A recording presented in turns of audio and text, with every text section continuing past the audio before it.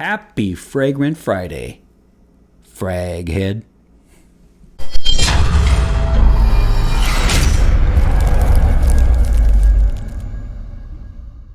Hey everybody, this is Ben here at That Cologne Guy, coming at you with a new top 10 list. Oh yes, you requested it. You demanded it. Okay, no one did. But anyway, a top 10 list, summer fragrances. Here we are, right? Last Sunday was the first day of summer. Here we are, finally, in my favorite season. And I have so many of my favorite fragrances that are on this list. In fact, this is the first time in 4 years that I'm doing a top 10 summer fragrances.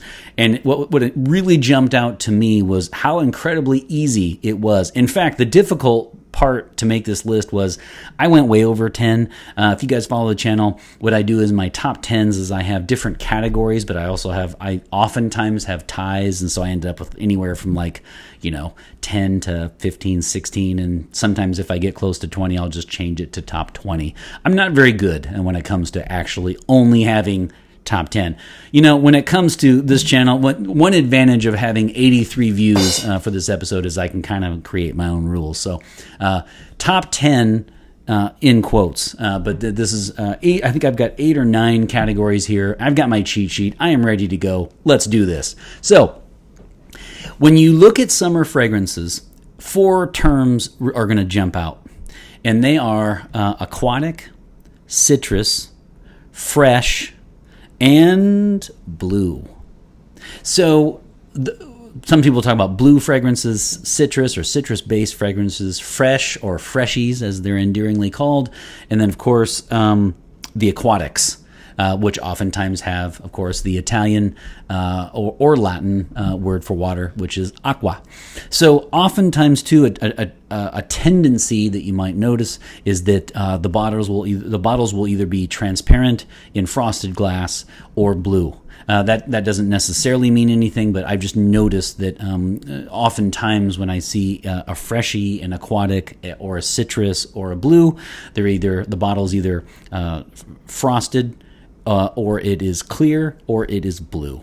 So anyway, those are what I'm looking at for summer fragrances. The other thing is, see, from my list, I actually have some ground rules. And one ground rule is that what I'll do, I make my list first, and then I check it twice.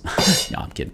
I make my list, and then after that I go to Fragrantica, and I make sure that these fragrances have summer as the number 1 most popular season. Most reviewers don't do that, okay? This is the way we roll at That Cologne Guy. So every fragrance here is one that I liked, of course.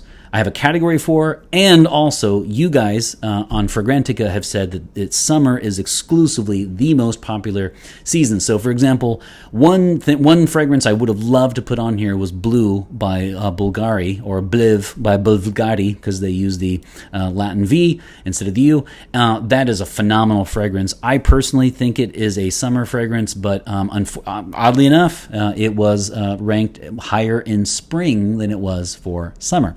So that's what we're going to do. And then what I'm going to do at the end in bonus features, I'm going to include, for my top 10 list, I do a lot of research, and so I'll see what people have said about these fragrances, and I'll include 2 that showed up on a lot of people's list, or someone would say in a discussion thread in Fragrantica, look, your list needs to include this one. How could you do that?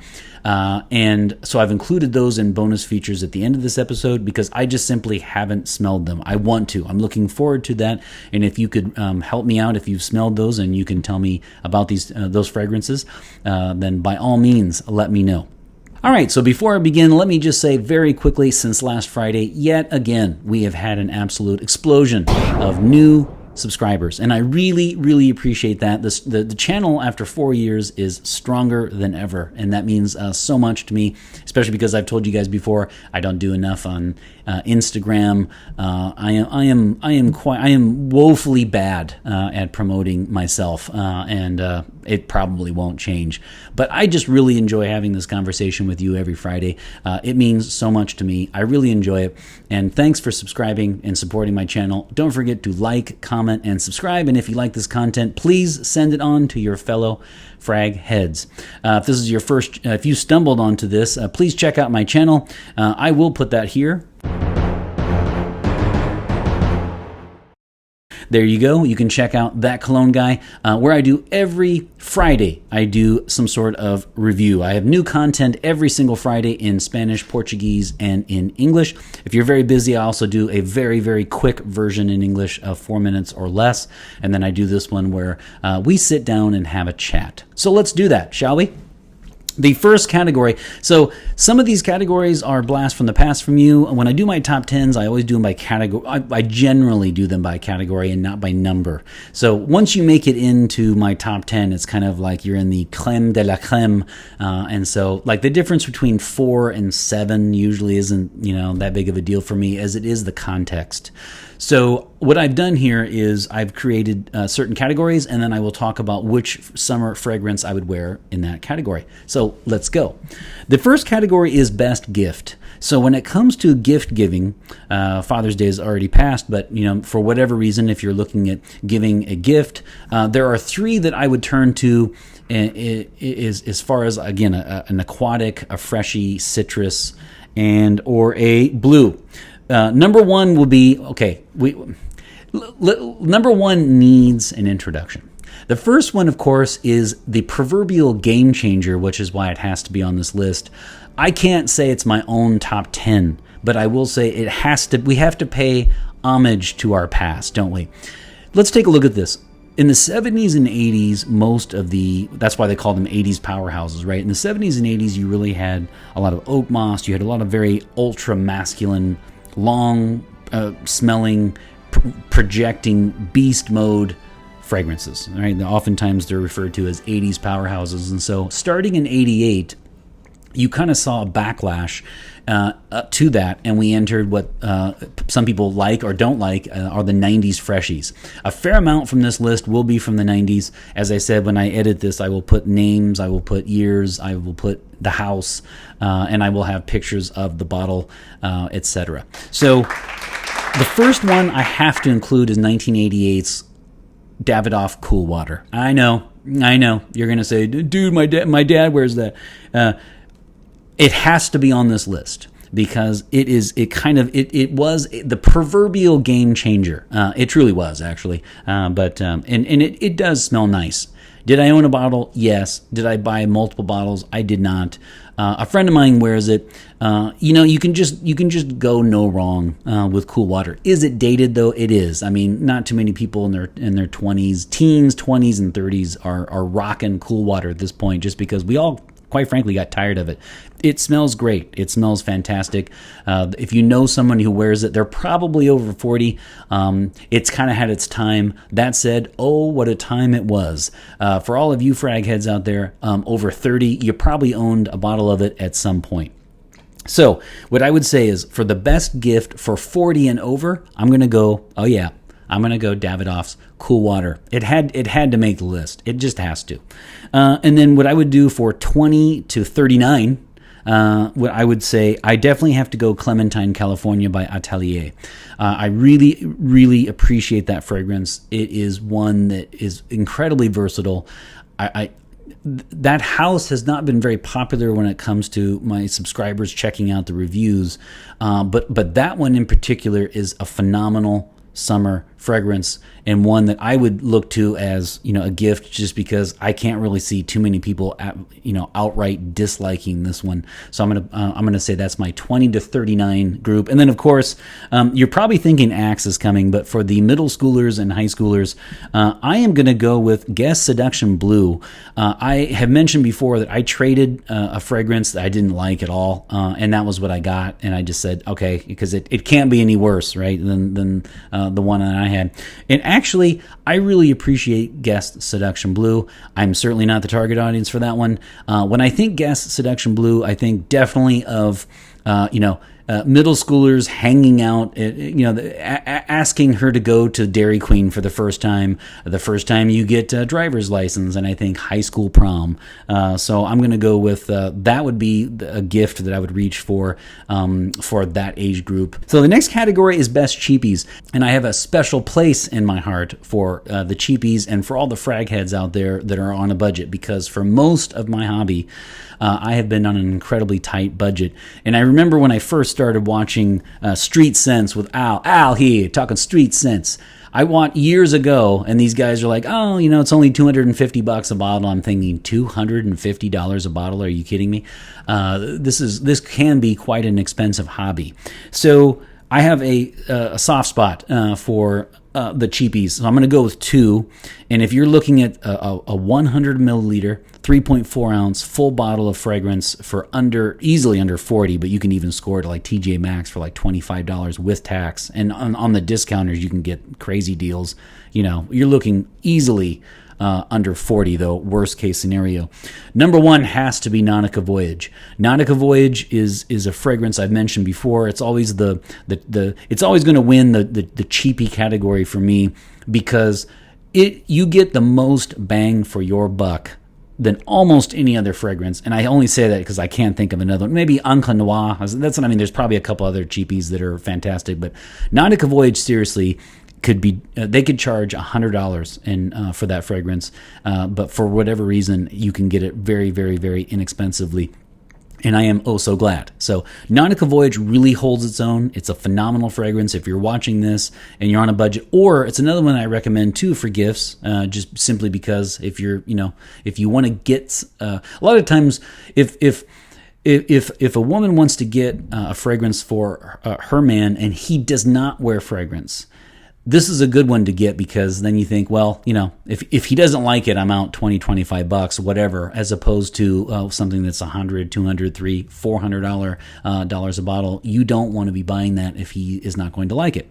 So Nautica Voyage, obviously. And then the other one is White Musk Sport by The Body Shop. I'm a huge fan of this one. Really, really like that one.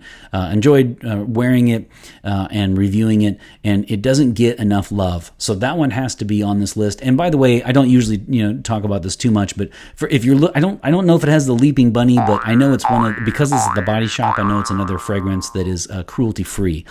So that if that is matters to you, that it would be a fantastic choice. And again, I don't recall if it has the Leaping Bunny on it or not. You can let me know. White Musk Sport, I seared through that bottle and absolutely loved that one. And so those two can be had easily for less than $40, oftentimes even less than $20. So for cheapies, doesn't get much better than that. Now, the next category is best everyday. And here's what I did. You might be asking yourself, when he says fresh, aquatic, citrus, and blue, wait a minute, because those are different types of fragrances. You are correct. So what I did was I offered you 2 on the best of everyday summer fragrances. One is very, very citrus based, and then one is more of a freshie, I guess you would say. So or aquatic. Non-citrus. How's that? So one thing that you need to know is that a lot of people, so the 90s freshies are really a divider. A lot of people do not like summer fragrances at all. They like the fragrances you would normally see more in fall and winter. I personally like the freshies. I do. A lot of people who don't like them will say they all smell like cleaning products or deodorant or laundry, dryer sheets, things like that. I personally don't mind that. I don't mind that at all. But I wanted you to know that. So I have 2, and one is the citrus-based, and that one, of course, has to be L'Odyssée by Issey Miyake, listed below. And so when it comes to L'Odyssée, what's interesting is L'Odyssée Miyake. So it's L'Odyssée, and if you say it in French, it sounds like the Odyssey. So it's kind of a play on words between the Odyssey and the water of Issey, which is, of course, the designer, Issey Miyake. Same thing applies to this one as cool water. If you're over 30, I'm sure you've had a bottle of L'Odyssée or L'Odyssée Blue, something along those lines, because it is, I've had multiple bottles. It is a very, very popular fragrance. In fact, it is my scent of the day.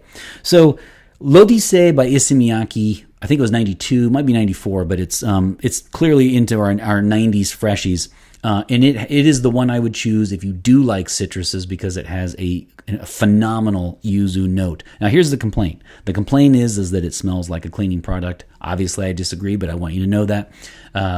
I think it smells, even unisex, I just think it smells phenomenal. It was one of those fragrances where I was living in an apartment complex and I actually stopped somebody and said, whoa, what is the fragrance that you are wearing? And then I went out and got my first bottle of it.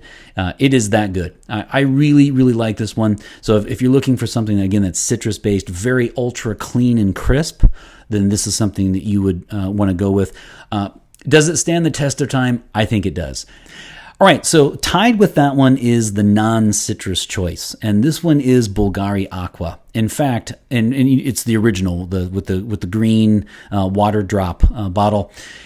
Bulgari Aqua would also be my choice to you if you were kind of lukewarm on summer fragrances. You know, if you're telling me, look, I don't want to smell like an orange, I don't want to smell like a dryer sheet, and I don't want to smell oceanic, aquatic. I don't even know what that means, right? Then after that, I would point to Bulgari Aqua for that one. In fact, some even criticize that it shouldn't be called that. It should be called something different because it's not a true aquatic. Whatever it is, it's phenomenal. I really, really enjoyed my bottle. Strangely enough, I didn't get a ton of compliments on that one, but I really, really like the original. And I know a lot of you guys like the flankers as well. So best every day would be L'Odyssée by Issey Miyake. If you like citrus, non-citrus would be the Bulgari Aqua. And again, it has just enough of woody notes to take you away from a true aquatic, but of course, summer was the #1 season on Fragrantica for that one. So best office. Now, I have 3 here for office.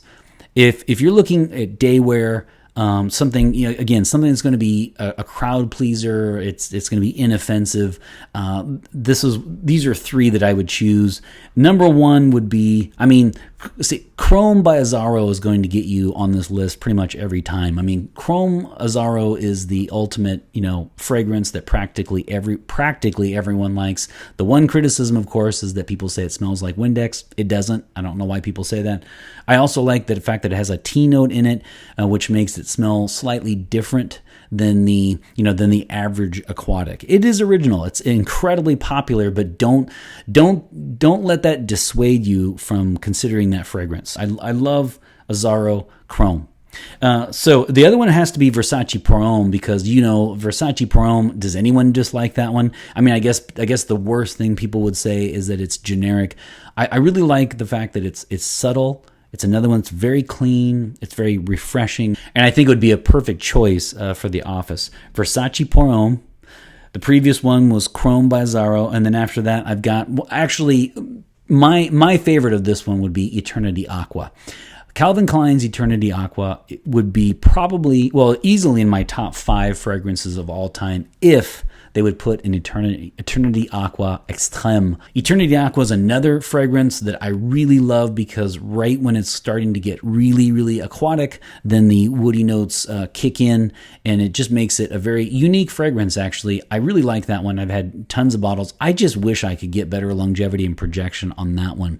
If they ever make an Eternity Aqua EDP, I will be extremely happy. So those 3 are my choices for best office, which is Eternity Aqua, Chrome, and then Versace Pour Homme. Now, best, I have 2 categories for the same 2 fragrances. Aha. The next category is best niche, but it's also best unisex. It was just a coincidence. Best niche and also best unisex are the following 2. Absolutely love them. No list could be complete, even though the projection longevity is not what I want, without Tom Ford's Neroli Portofino. You knew it had to happen, and it did. It is refreshing, original, phenomenal, way too costly, especially because Tom is his own model. He doesn't even have to hire other people. You think he could shave off $100? Come on, Tom. And I just wish I got better longevity and projection, but I'm not going to fault it. It is definitely my best niche and best unisex, tied with the Aqua Celestia Forte by MFK, or the House of Maison Francis Curtien. Definitely another one that I recently reviewed. Absolutely love that one. outstanding fragrance, and those two are tied at best niche and best unisex. Okay, now things are heating up. One thing that you guys liked for my St. Valentine's list was I had best romantic night out. So that means like clubbing, or you go out on a first date, and then best romantic night in, where of course it's just cuddling on the couch. So when it comes to best romantic night out, I mean, can there be another one? You guessed it. Yep. No, I see you. I see you. Yep. I see you holding up the bottle, and you are correct. And it is a hideous bottle at that. It could only be Invictus by Paco Rabanne. I love Invictus. I don't know why people hate it so much as far as the fragrance. Yeah, I know it's the whole, like, people say it's, the frat boy scent or the clubbing scent. Who cares? The bottle and marketing are atrocious, but Invictus has to be on this list, and I love Invictus. I'm on my first bottle, but it's like a 6, I think it's a 6.7, 200 milliliter. It's a huge bottle, and I will be definitely getting more of it. So, best romantic night out, clubbing, date night, etc., etc. It's important because then you're out and about, and you're out in public with your date, and so that way you're not clearing out a room, but you are getting noticed. All right, so the next category is the opposite, best romantic night in. So for this one, you don't want a projection monster. Probably wouldn't want to be wearing Invictus, because it's seriously will clear out. Not only it'll clear out everyone in the room and house.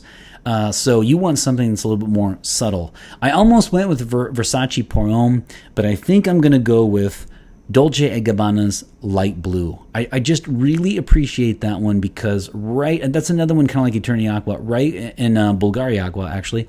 Right when you think they're going to kind of go too aquatic, then the woody notes, this one has incense and oak moss, really the base notes start to come up. And I love that mix. Light Blue by Dolce & Gabbana, and I have not tried with the EDP. I know there's a couple flankers out there. Dolce & Gabbana Light Blue is just a fantastic fragrance, and it's the one that I would choose as far as a romantic night in because it smells divine. It will definitely draw the other person in, but it doesn't project so much that it will make them cough, right? So they will want to get close to you and stay there. And so there you go. That is my best romantic night in, Dolce & Gabbana Light Blue. Now, the final category here, and before I get to the bonus feature, the final category is my top picks. If you follow my channel, you already know what's coming. Okay, in fact, I've got it all here. You already know what's coming. You know what's coming for two reasons, though. Number one, you follow my channel. Number two, you know it's coming because I'm just right. And so, yeah. Number one, of course, my top pick. Number one of the Galaxy has to be Acqua di Gio. There is no doubt. This is a 400 milliliter bottle. And then I've got the travel bottle that comes with it. And, I'll give you one. All right, look at that.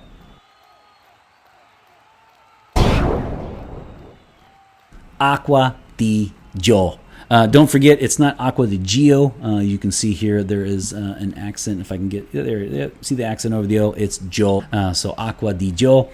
Sometimes people will say Acqua di Gio, and it is the best seller in the U.S. for like the last 181 years. I've had about 3,000 bottles. I simply can't get enough. You can't either. What you're doing is you're gonna pretend to roll your eyes and say it's the ex-husband scent. It's not. It's the frat boy scent. It's not. Acqua di Gio rules. In fact, just recently, actually, I was walking by somebody, and I can tell they were wearing it. I always do this. Say Acqua di Gio without smiling. You can't do it. You can pretend to hate it. You secretly don't. It just rules. That's my top pick, and tied with. So, if you're going to say that this is the ex-husband / frat boy, you don't want any part of it, I'm too old for that, whatever, then I'm going to put as a tie the Acqua di Gio Essenza. You want me to say Profumo. I know that. The black bottle. You guys like Profumo more. I like it. I don't love it. It's just not necessarily my thing. I really like it, though. I'm just saying The thing that I love about Essenza is that it has been discontinued, and so if you want to smell a little bit more original than Acqua di Gio, and you don't want to be relegated to the ex-husband type scent, then bust out Acqua di Gio Essenza. It's phenomenal. It is an outstanding fragrance. You know, it's kind of the mature, more grown-up version. So if you feel like you've graduated from Acqua di Gio Essenza is just a wonderful choice for you. So here's the thing. The critique supposedly that it has a rotten egg smell to it, or I've even heard a fish market, an off-putting fish market smell. I don't get that at all. I think this is just a wonderful, wonderful fragrance. And these two absolutely must be my top personal picks, and they're also yours. You're shaking your head. You know I'm right. Okay, there you have it. So it was a top kind of 9. I have 9 categories, but many ties. So I don't know what I ended up with. I don't really care. So tell me, what is your favorite summer fragrance? Was there a fragrance on this list that you knew was coming? Or was there a fragrance that you were really surprised by seeing? Was there one that didn't show up that you strongly feel should be on this list? And as I said, what do you have a signature summer fragrance? Let me know in the comments below. I love hearing from you, and I always want to know what is your favorite summer fragrance. So please let me know. I hope you're doing well. As I said, take care, and always remember, fragrance marks the celebration of today. Take care, everybody. All right, so welcome to the bonus feature. As I mentioned earlier, I've got a couple of fragrances that I wanted to talk about from this summer fragrance list. I just simply haven't tried them. I can't speak to them, but I'm very, very interested in trying them. So, and I could totally, see based on what other people have said that these might show up in future top 10 summer fragrance list for me. So, one thing, whenever I make a top 10 list on a certain topic, I will make a list without even thinking. I'll just make a list. I don't care about the numbers or anything. And then after that, I will double check. So like, for example, for summer fragrances, I made a list of about 15 to 20, and a couple of them didn't make it because summer wasn't the top season listed. Like, for example, Blue by Bulgari. I had to get rid of that one. It didn't make the criteria. So after that, I also take a look at what people are saying about certain fragrances, like on Fragrantica, and I'll look at top 10 lists, top 20 lists, and 2 fragrances that really jumped out. And one of them actually was, people were saying in the discussion threads, you really need to make sure that you include this one. So I wanted to give voice to that, right? I just simply haven't tried them. Number 1 is Sel Marine. I'm not sure if I'm not saying that right, but I think it's French for marine salt, and it's Sel Marin, but it's Selmarin. I'll put that by James Healy, with the house that always has the anchors on the bottle. People really, really like this one. It's a unisex fragrance, and predominantly summer. There's a lot of love out there for this one. I just simply can't speak to it. So if you know anything about that one, please let me know. And the second one actually is Eau d'Orange Vert by Hermès, Jean-Claude Lainez, the perfumer. A lot of people have spoken very highly of that fragrance, and I simply have not tried it. I think I might have had a sample actually in the past once, but it's been a very, very long time, and so I would want to revisit that one if that's the case. Either way, I can't speak to it, but I wanted to mention those two to include in bonus features as ones I would like to know more about. So if you can speak to those, please let me know. And either way, have a great week, and I'll see you next Friday. Take care.